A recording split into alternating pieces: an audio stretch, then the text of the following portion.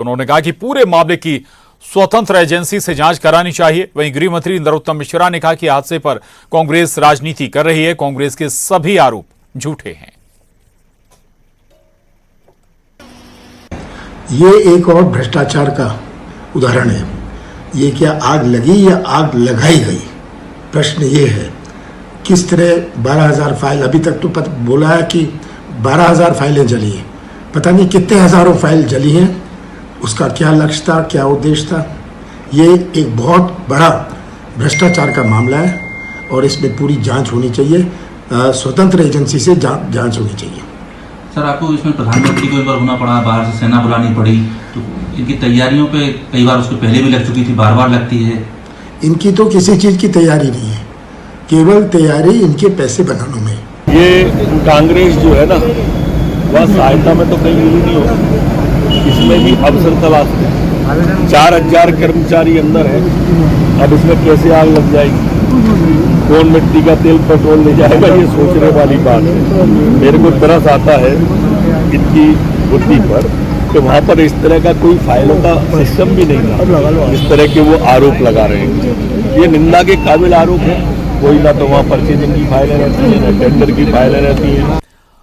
तो सतपुड़ा भवन में आग पर अब सियासत भी शुरू हो गई है। विपक्ष ने आरोप लगाए हैं कि जानबूझकर ये फाइलें जलाई गईं, कुछ घोटालों को दबाने की कोशिश हुई। हालांकि कल ये आग लगी और बुझाने के प्रयास होते रहे, लेकिन आग ने विकराल रूप धारण कर लिया था। आज हाई लेवल मीटिंग भी हुई और एक कमेटी भी बना दी गई, लेकिन सियासत अब इस पर खूब हो रही है। चूंकि चुनावी साल है तो आरोप प्रत्यारोपों का दौर भी शुरू हो गया है। हालांकि गृह मंत्री ये जरूर कह रहे हैं कि सारा कुछ डेटा सॉफ्ट कॉपी के तौर पर है तो उसे रिक्रिएट फाइलों को कर लिया जाएगा, जो भी फाइलें दबाई गई।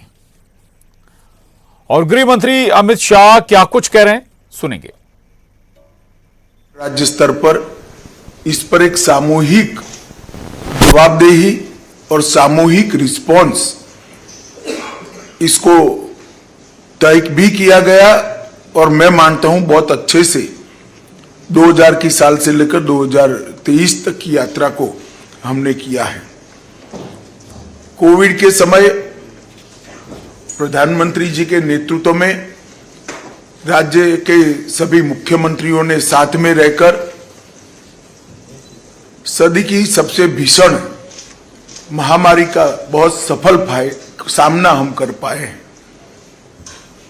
उस कठिन समय में हर मोर्चे पर केंद्र और राज्य और जनता तीनों ने मिलकर एक लड़ाई कैसे लड़ी जा सकती है, इसका उत्कृष्ट उदाहरण विश्व के सामने रखा है।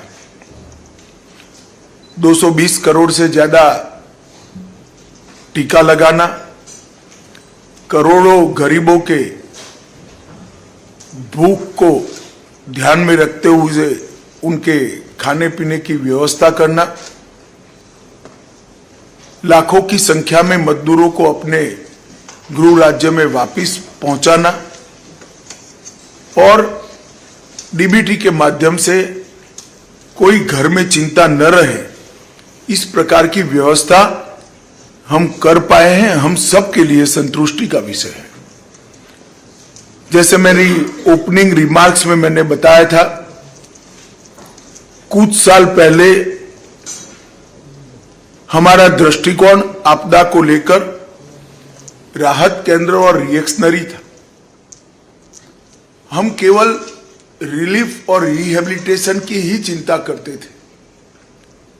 विगत 9 साल के अंदर early warning system, prevention, mitigation और पूर्व तैयारी आधारित आपदा प्रबंधन के नए अध्याय हम सब ने सामूहिक रूप से, सामूहिक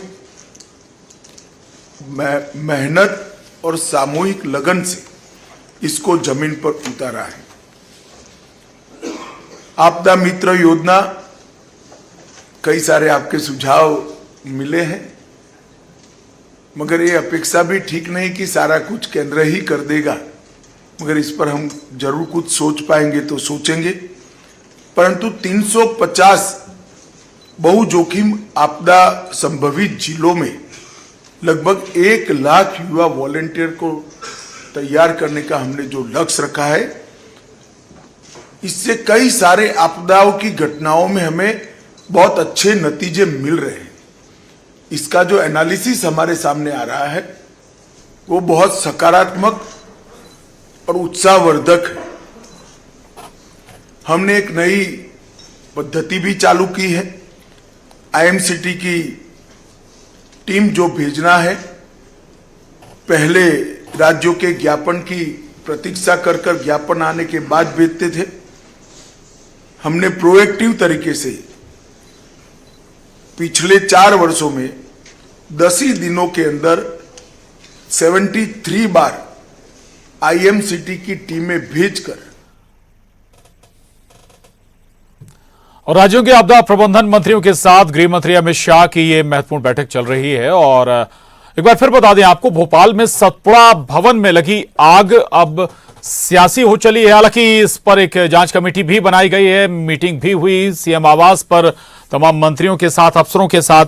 न्यूज 18 संवाददाता वासु चौरे हमारे साथ जुड़ गए हैं।